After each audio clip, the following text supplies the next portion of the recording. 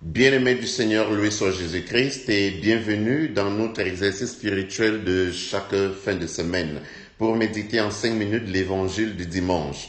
Le premier constat qu'on fait en lisant l'évangile de ce dimanche est que la licéité du divorce n'était nullement mise en discussion. C'était légitime et normal que l'homme répudie sa femme.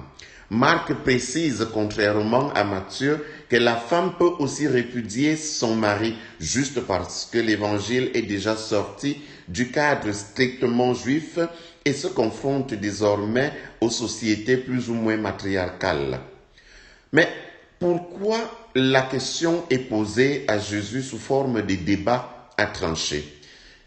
Au-delà de la réponse que Marc allègue en introduisant son évangile, c'est-à-dire qu'on pose à Jésus cette question pour le mettre à l'épreuve, il faut savoir que si le divorce était licite en Israël, les deux grandes écoles du judaïsme, Hillel et Shammai, ne s'accordaient pas du tout sur les motifs de cette licéité.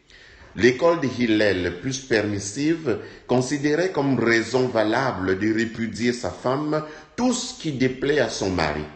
Par exemple, il suffisait que le mari tombe amoureux d'une autre femme, cela était suffisant pour divorcer d'avec sa femme. L'école de Shammai, par contre, pour trouver des raisons valables au divorce, interprétait rigoureusement l'extrait du Deutéronome, chapitre 24, versets 1 à 4. Et je nous fais lecture de cet extrait.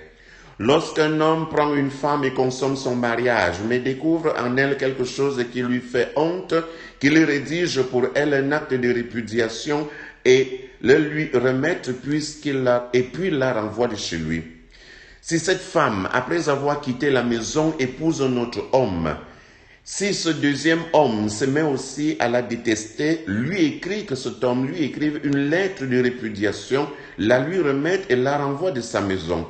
Ou encore, si ce deuxième homme vient à mourir, son premier mari ne peut la reprendre pour femme du fait qu'elle aura été rendue impure, car elle serait une abomination devant le Seigneur. Tu n'entraîneras pas dans le péché le pays que le Seigneur ton Dieu te donne en héritage. Fin de citation. Donc, succinctement, selon le Deutéronome, le divorce n'était possible qu'en cas d'adultère. C'est donc dans ce contexte culturel et religieux que la question est posée à Jésus. En réalité, il s'agit d'interpréter ce passage du Deutéronome. Doit-on l'admettre à la lettre ou alors dans un sens large? Premièrement, Jésus ne se déclare pour aucune des deux écoles théologiques de son temps. Deuxièmement, à la citation du Deutéronome, Jésus oppose celle de Genèse 1,27 et Genèse 2,24, où sont affirmées l'égalité entre l'homme et la femme. Il montre ainsi qu'il ne suffit pas de citer les Écritures. Encore faut-il, dans ces Écritures, discerner l'intention de Dieu et le tribut payé à cause de la dureté de cœur des hommes. Jésus perçoit le mariage à partir du projet de la création de Dieu. L'agir de l'homme dans cette création est déjà gouverné par les termes de l'alliance entre Dieu et l'homme. Dans cette perspective, la stabilité matrimoniale trouve sa raison d'être dans l'alliance qui par nature est indissoluble. L'alliance de l'homme avec Dieu a son reflet dans l'union d'un homme et d'une femme. L'homme ne doit pas la rompre parce qu'il n'en est pas l'auteur. Il a juste le mandat de la cultiver. L'expérience du prophète Osée est très illustrative pour comprendre l'intention de Dieu en instituant le mariage. Osée avait épousé Gomère, qui s'est avérée prostituée en chair et en âme. Voulant divorcer, le Seigneur s'y opposa. Alors Osée se décida d'aimer Gomère, malgré ses trahisons.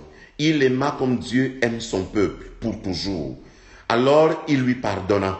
Il ira même jusqu'à la racheter parce que, dans sa débauche, Gomère s'était faite esclave. L'image de l'union conjugale est utilisée pour représenter l'alliance de Dieu avec son peuple, une alliance sans fin, qui traverse les épreuves et fait confiance à l'avenir. Le mariage n'est donc pas une institution humaine, encore moins une volonté d'homme. Elle a sa haute et profonde vocation dans le projet de Dieu. Et la bonne tenue dans son foyer donne reluisance à ce projet divin dans notre monde aujourd'hui. Bon week-end à tous et à vendredi prochain.